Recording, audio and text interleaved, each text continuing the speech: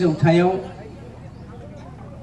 जोंनि धोरोम गुरुफोरा जेखि धोरोमावनो थायाथों मानो ब्रह्म बाथौ ख्रिस्टियान सतसंगी कृष्ण गुरु जेखि धोरोमावनो थायाथों मानो मोनसे मिसकनसेपसन होदों जे बैसागुआ बियो धोरोमनि फोरबो होननानै।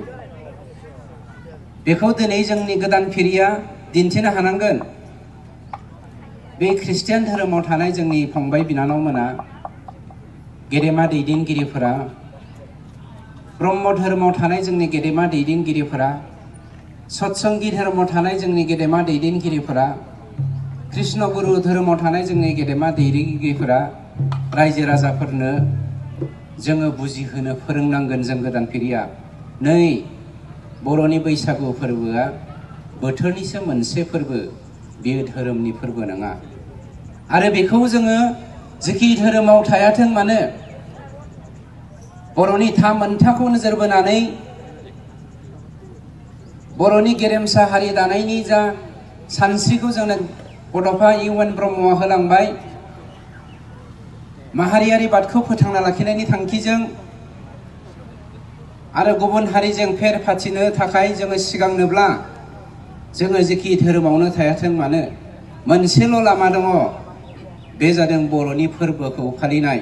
आरो बे फालिनायनि गेजेरजों जों बर' हारिया जेखि धोरोम लायाथों मानो जोङो बर'फ्रा खौसे होननानै फोरमायना होनो सिगांबोनांगोन आरो हानांगोन।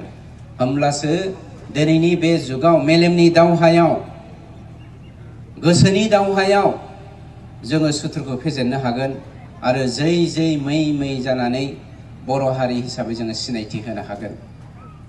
गोजोननाय मोनदों जोंनि सरकारा दिनै मोनसे समनि जारिमिना मोनदांस' हायै समनि जोंहा मोनसे आसार खान्थि दङमोन।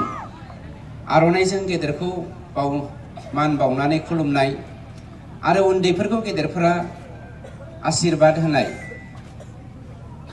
गेजेर समाव जोंनि माखासे गोरोन्थि साननाय हनायनि थाखाय जेखि धोरोमावनो थायाथों मानो बेफोर हुदाफ्रा जोंनिफ्राय जानगारलांबायमोन।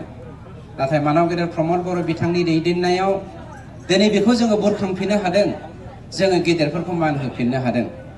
नंखायनो बे हुदाखौ जोङो लाखिलांनांगोन आरो जोंनि फंबाय बिनानाव जोंनि गेदेमाफोरा बेखौ जोङो थोंजोङै नोजोर बोनांगोन।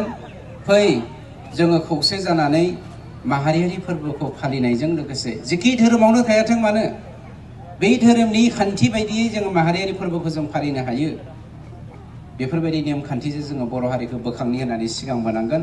आरो दिनैनि जा कम्पिटिशन, बे कम्पिटिशना मोनसे आब्रुथि गोनां कम्पिटिशन जायखौ जोंनि दुलाराय बर' फरायसा आफादा बुरखांफिनदों। जोङो लामा सामा मोसानानै जाग्लुं खालामनानै खान्थिनि बाहेराव थांनानै जोंनि आब्रुथि गैयै महरखौ दिन्थिबोबाय थादोंमोन। नाथाय दुलाराय बर' फरायसा आफादा जथायै गासैबो धोरोमनि मानसिफोरखौ बर' फरायसाफोरखौ ज' खालामनानै मोनसे थावनियावहाय बैसागो फोरबो फालिनायनि हाबाफारि लानाया जोंनि थाखाय गुन गोनां मोनसे खान्थिजों समान। बेखायनो दुलाराय बर' फरायसा आफादखौ हामबाय होनदों। दिनैनि बे बेंटल दखरा दुलाराय बर' फरायसा आफादाबो जोंनि आइफवालि गामियावहाय बे हाबाफारिखौ लाबाय। आरो दिनैनि बे कम्पिटिशनाव जेननाय आरो देरहानाया थाखागोन, नाथाय जोंनि हारिमुनि आसार खान्थिखौ जोङो देखायनो हानायासो जोंनि गोनां बाथ्रा। जेखियानो जायाथों first prize, second prize, third prize मोनथामखौबो आंनिफ्राय होनो होननानै आं जोंनि दुलाराय बर' फरायसा आफादनि आरो बानजाय आफादनो फोरमायथि होनानै आं साफ्रोमनोबो आंनि अननाय खुलुमनाय सिबिनायखौ